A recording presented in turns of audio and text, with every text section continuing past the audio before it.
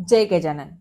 कुंभ राशीच्या जातकांनी मनामध्ये पटकन एक प्रश्न घ्यायचा आहे. जोही काही प्रश्न असेल तुमचा, तुम्हाला युनिव्हर्सला विचारायचा होता, तुमच्या इष्टदेवतेला विचारायचा होता, एंजल्सला विचारायचा होता. ज्या प्रश्नाचं उत्तर तुम्हाला मिळत नव्हतं, ज्या प्रश्नामध्ये तुम्ही गुरफडून पडले आहात, असं एका प्रश्नाचं उत्तर तुम्हाला आज मिळणार आहे.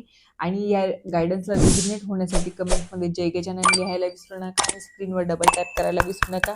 आता आपण कुंभ राशीच्या जातकांसाठी तुमच्या प्रश्नाचं उत्तर बघूया की होईल की नाही होईल किंवा काय होईल.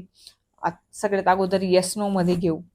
नो, होणार नाहीये. म्हणजे काही ना काही तर प्रॉब्लेम असेल की तो गोष्ट होणार नाही, आणि जर ही गायडन्स आलेली आहे तुमच्यापर्यंत तर याचा अर्थ ती गोष्ट घडणारच नाहीये, किंवा प्रॉब्लेम्स क्रिएट होतील किंवा परफेक्ट ते काम होणार नाही.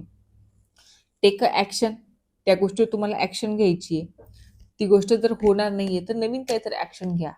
जर त्या रिलेशनशिपमध्ये तुम्ही अडकून पडले आहात तर मग नवीन काहीतरी ऍक्शन घेण्याची वेळ आलेली आहे.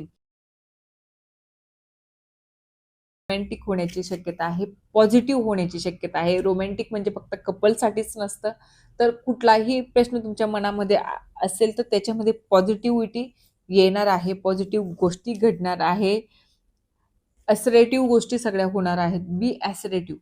तुम्ही तुमची माइंडला क्लिअर करा, तुमच्या माइंडला डेव्हलप करा. सगळ्या गोष्टी, काही निगेटिव्ह थॉट्स तुमच्यापासून लांब ठेवण्याचा प्रयत्न करा. ट्रस्ट ठेवा तुमच्या देवावर, ट्रस्ट ठेवा तुमच्या युनिव्हर्सवर, ट्रस्ट ठेवा तुमच्या एंजल्सवर. सगळ्या काही गोष्टी ते तुमच्यापर्यंत बेस्ट आणि बिगेस्ट आणून ठेवतील. जर ज्या गोष्टी नाही सांगितल्या तर नाही करण्यामध्ये काही हरकत नाही. तर त्या गोष्टींच्या मागे पडून काही फायदा होणार नाहीये. नवीन काहीतरी करण्याचा प्रयत्न करा. नवीन काहीतरी केलं तर तुमच्यासोबत रोमॅन्टिक रोमॅन्टिक गोष्टी घडण्याची ही शक्यता आहे. आणि जर तुम्हाला गायडन्स आवडलं असेल तर आपल्या चॅनलला लाईक, शेअर, सबस्क्राईब करायला विसरू नका. आणि कमेंटमध्ये जय गजानन लिहायला विसरू नका. जय गजानन.